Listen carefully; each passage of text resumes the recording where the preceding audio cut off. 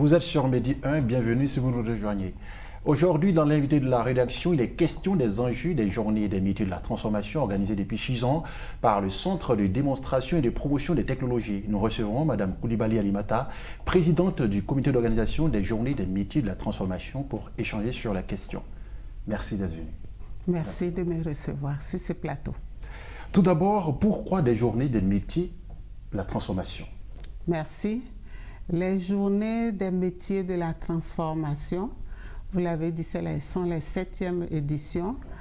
Et ces journées pour valoriser le métier de l'agro-transformation et tous les différents corps de métier tels que les équipementiers, les infographes, les imprimeurs.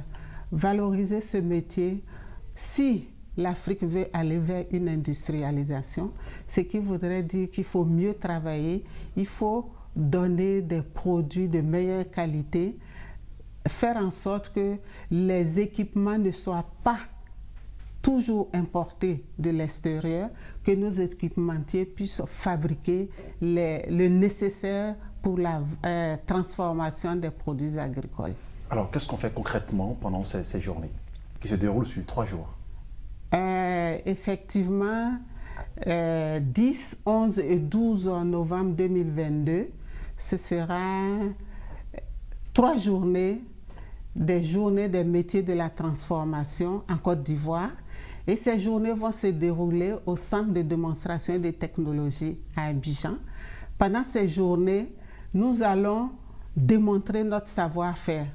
Depuis 6 ans, qu'est-ce que nous avons pu faire? Ce qui est intéressant dans cela, le CDT a réussi à rapprocher les différents corps de métier. Le CDT, c'est le centre de démonstration, le centre de démonstration de transformation. De démonstration des technologies. Des technologies, ok. Voilà.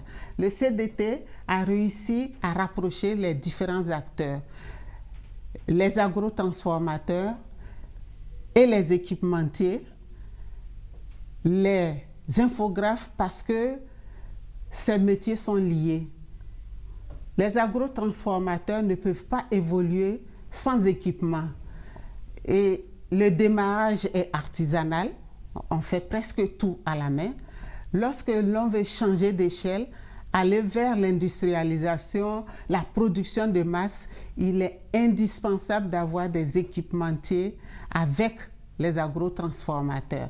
Or, l'on a constaté jusqu'aujourd'hui que les équipements sont importés, alors que nous avons de vaillants équipementiers en Côte d'Ivoire. Il est nécessaire de connecter ces 2 corps de métier pour qu'ensemble, ils puissent sortir une production de masse.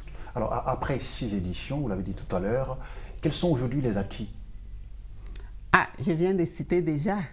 Les équipementiers évoluaient de leur côté, les agrotransformatrices d'un autre côté, et les agrotransformatrices demeuraient au niveau artisanal par manque d'équipement. Ce rapprochement-là est un gros pas vers l'avancement et la valorisation du métier, parce que les équipementiers vont fournir des équipements adaptés à la petite transformation. Et les équipements sur le marché sont importés, ou bien ce sont de gros équipements qui ne sont pas adaptés au TPE de la transformation. Nos équipementiers vont nous écouter et ensemble, nous allons développer des technologies qui conviennent, qui sont adaptées à notre niveau d'évolution dans l'entrepreneuriat. Ça, c'est un très grand pas. D'accord. Et d'habitude, c'est le centre de démonstration des technologies qui organise ces journées. Et cette fois, l'organisation vous a été confiée, vous qui représentez le réseau des agro-transformatrices de Côte d'Ivoire. Alors, pourquoi ce passage du témoin? Ah oui. Le CDT, c'est l'institution. L'institution a démarré, a vu qu'au fil des années, il est indispensable, il est temps de céder l'activité aux acteurs, parce qu'on ne peut pas faire notre bonheur à notre place. Ça a été fait, ça a été commencé, c'est positif. Et le CDT ne se retire pas. Le CDT reste à côté, coaché jusqu'à ce que, parce que l'agrotransformation est un nouveau métier.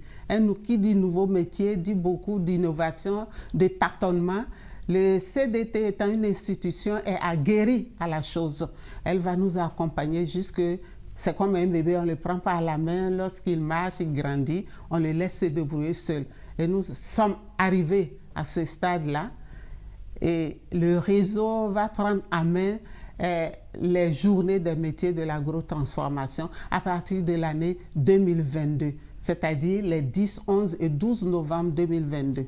Alors, ce passage de témoin, c'est déjà eu une innovation, mais quelles sont les autres innovations de cette 7e édition?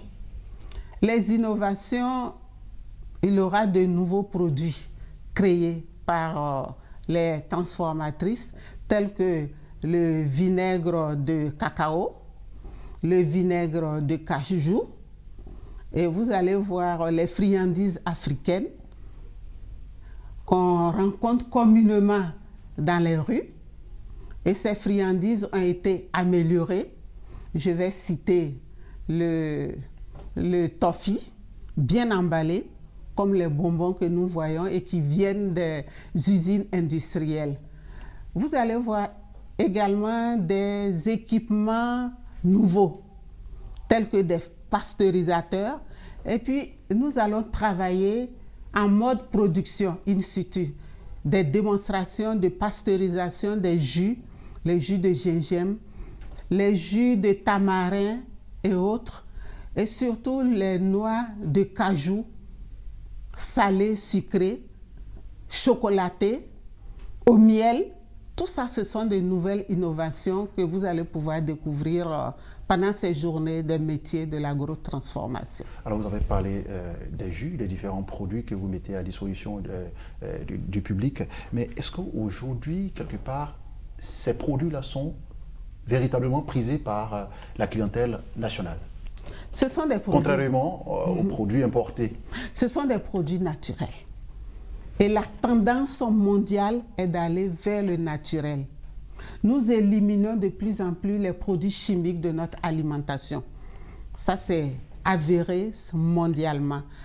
Or, nos produits sont naturels, sans ajout chimique, ce qui veut dire que ces produits conservent les qualités nutritionnelles, les constituants, et que le consommateur peut les consommer sans crainte. Prisé, oui.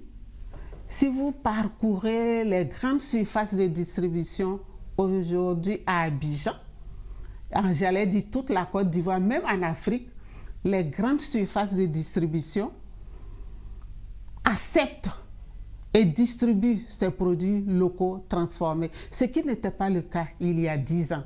C'est un grand pas qui est fait en avant et ceci encourage les acteurs du métier. La preuve, nous nous mettons ensemble pour aller encore plus en avant. D'accord. Et juste une dernière question. Combien de participants sont attendus à ce rendez-vous? Ah oui, beaucoup de participants. Nous comptons au moins 1000 visiteurs. Les autres années, c'était à peu près 800. Mais cette année, on vise 1000 visiteurs. D'accord. Merci encore à vous, Madame Coulibaly Salimata, et merci d'avoir répondu à notre invitation. Je rappelle que vous êtes la présidente du comité d'organisation des journées des métiers de la transformation qui se tiendront à Abidjan. Merci. Merci de me recevoir. Merci beaucoup. C'est la fin de ce numéro de l'invité de la rédaction. Restez surtout sur Medi 1.